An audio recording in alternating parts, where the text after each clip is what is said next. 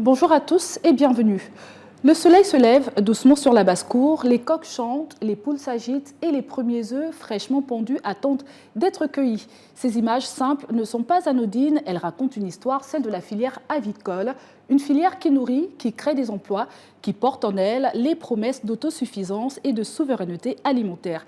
Mais au-delà du chant du coq et des caquettements des poules, une question se pose, comment transformer cette richesse en véritable levier économique pour le Gabon? C'est à cette réflexion que se consacrent depuis le 5 et le 6 septembre les acteurs de la filière avicole réunis autour des journées de réflexion. Ces journées placées sous la citation forte du président de la République, Brice Clotaire Oligui Nguema, l'indépendance politique sans souveraineté économique n'est qu'un leurre.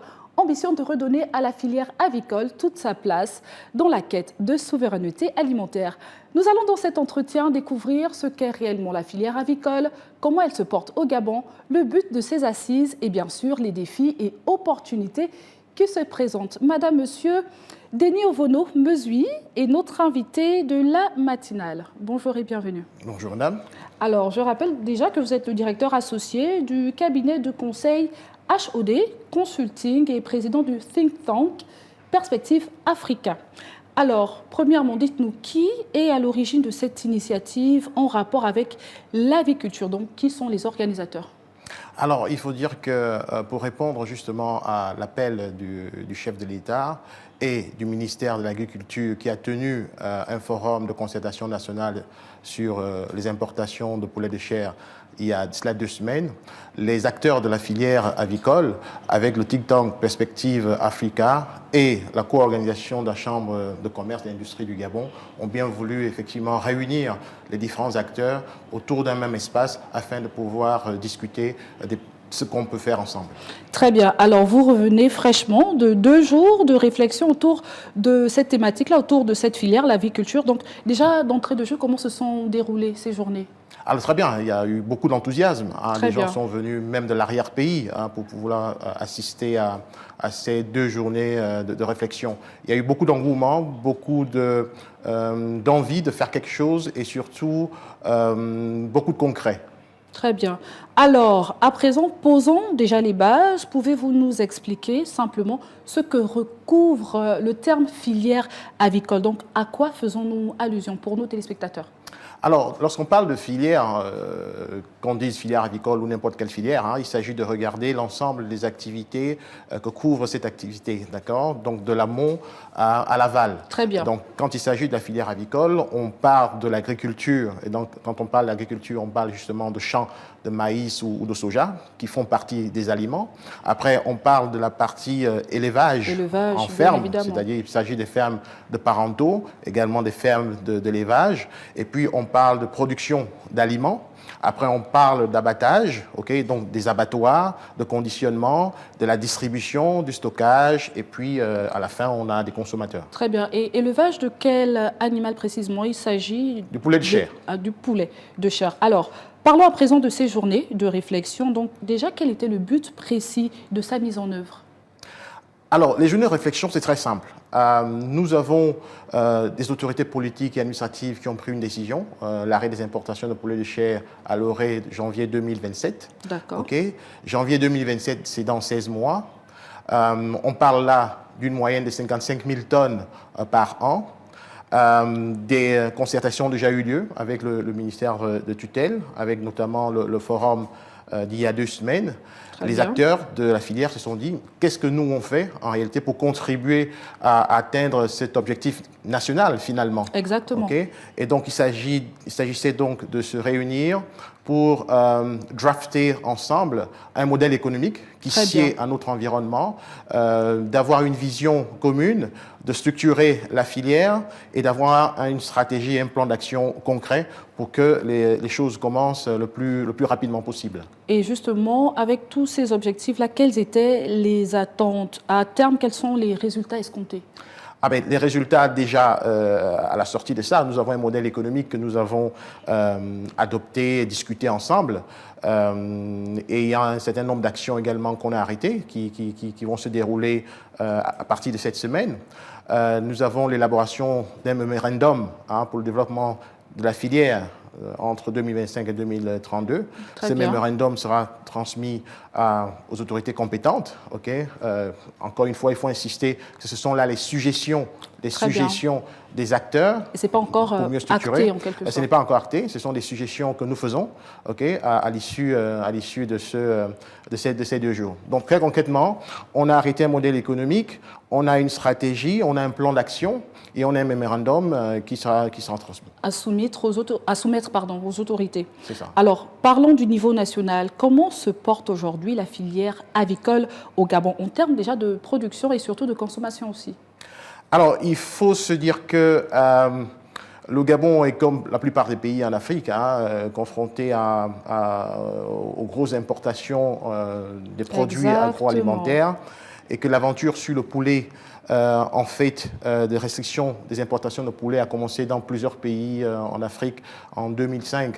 Je parle du Cameroun, du Sénégal, de la Côte d'Ivoire, qui ont commencé des mesures de restriction des importations afin de pouvoir développer la production locale. Très bien. Au niveau du Gabon, je disais tantôt qu'on parle ici d'un volume moyen de 55 000 tonnes par an. Sur ces 55 000 tonnes-là, il faut se dire que la production locale tourne entre 4 000 et 4 500 tonnes, qui représente pas grand-chose. Et là, on parle de production simplement de poulet, de chair ou de tout ce qui est dérivé de produits? Ça, c'est très bien. Alors, ici, il faut se dire que la production locale qui est entre 4 000 et 4 500 tonnes, 90%, c'est du poulet reformé. Ça veut simplement dire que ce sont des poulets de ponte arrivés à terme de leur production qui sont réformés et puis qui sont vendus comme du poulet de chair. Donc, en réalité, ce n'est pas de poulet de chair, 90%. Maintenant, sur les importations, il faut également se dire que sur les importations de poulet de chair, sur les 55 000 tonnes en moyenne par an, 5% seulement sont du poulet entier, du poulet de chair entier. Le reste, c'est de la découpe, les différentes découpes. Très bien. Alors, donc, nous importons beaucoup, du coup. Et donc, quels sont les leviers sur lesquels le Gabon doit agir pour atteindre la souveraineté alimentaire dans ce secteur? Nous importons beaucoup, c'est le cas de le dire.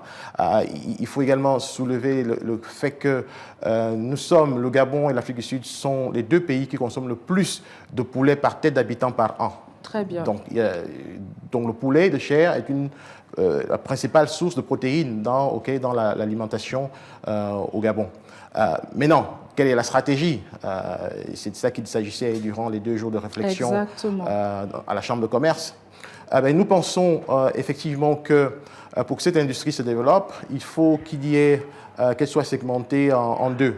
D'accord. Il y a la partie industrielle qui va permettre de produire du poulet standard à 35 ou à 45 jours, tout dépendra. Donc ça, c'est la partie industrielle. Mais il y a également la partie semi-industrielle, la partie traditionnelle. Et celle-là, elle concerne l'ensemble des fermes qui existent et qui vont se mettre en place dans l'arrière-pays. Et c'est à ces niveaux-là qu'il y a création d'emplois, de milliers d'emplois, effectivement. Et nous nous sommes véritablement concentrés sur cette partie. C'est la deuxième partie des fermes traditionnelles parce que, comme je disais, elle va permettre de créer énormément d'emplois, des milliers d'emplois à travers le pays. 5 pôles de production ont été identifiés. Très bien. Il y a celui de l'estuaire, il y a celui de l'Angounier, de l'Anyanga, du Haut-Ogoué et du Wellington. Donc vous êtes déployés dans les différentes provinces du Gabon. En termes de stratégie, c'est cela. Ce sera ça les bassins de production. Donc, et là également, nous avons mis en place un plan d'action en quatre étapes. La première chose à faire, en réalité, quand vous faites une stratégie, il faut faire le recensement de vos capacités. Donc la première chose, c'est le recensement des capacités actuelles et potentielles dans ces différentes régions. La deuxième chose, c'est la structuration de la filière. D'accord. Il faut pouvoir recenser qui sont dans la filière et voir qui va faire quoi dans la filière. Pour la petite histoire, beaucoup ne savent pas qu'il y a un abattoir au Gabon, mais c'est vrai qu'il n'a jamais été fonctionnel, mais il y a un abattoir qu'on peut très rapidement faire fonctionner. Donc, identifier les différents acteurs dans la filière et structurer la filière. Et dans le modèle économique, nous sommes partis en termes de recommandations, en termes de suggestions, sur le fait qu'il devrait y avoir des groupements d'intérêt économique pour pouvoir avancer l'agenda. Ça, c'est la deuxième chose. La troisième chose, Il s'agit effectivement du mémorandum dont j'ai parlé, qui sera transmis aux autorités. Et la dernière, c'est véritablement aller dans l'augmentation des capacités de production. Et là encore, sur l'augmentation des capacités de production, c'est très simple. On a voulu catégoriser les différents intervenants qui seront dans la filière. Je vous donne un exemple très simple. On a catégorisé les fermes en micro-fermes, pour ceux qui vont produire entre 1 et 500 poules, en ferme moyenne entre 500 et 1000 poules et en grande ferme entre 1000 et 2000 poules.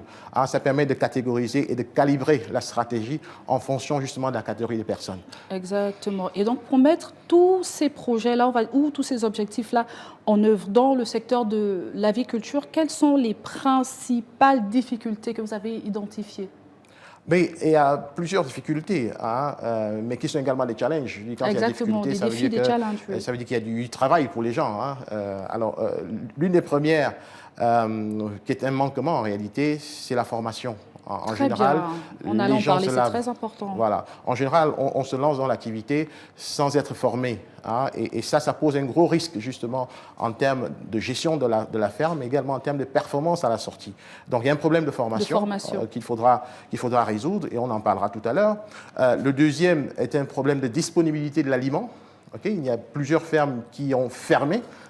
Plusieurs fermes qui ont fermé, justement parce qu'il n'y a pas de disponibilité d'aliments, malheureusement. C'est ça la réalité. Et la troisième chose, c'est les financements. Très bien. Et la dernière, c'est l'écoulement des produits qui viennent de la ferme. D'accord, nous sommes quasiment à la fin de cet entretien.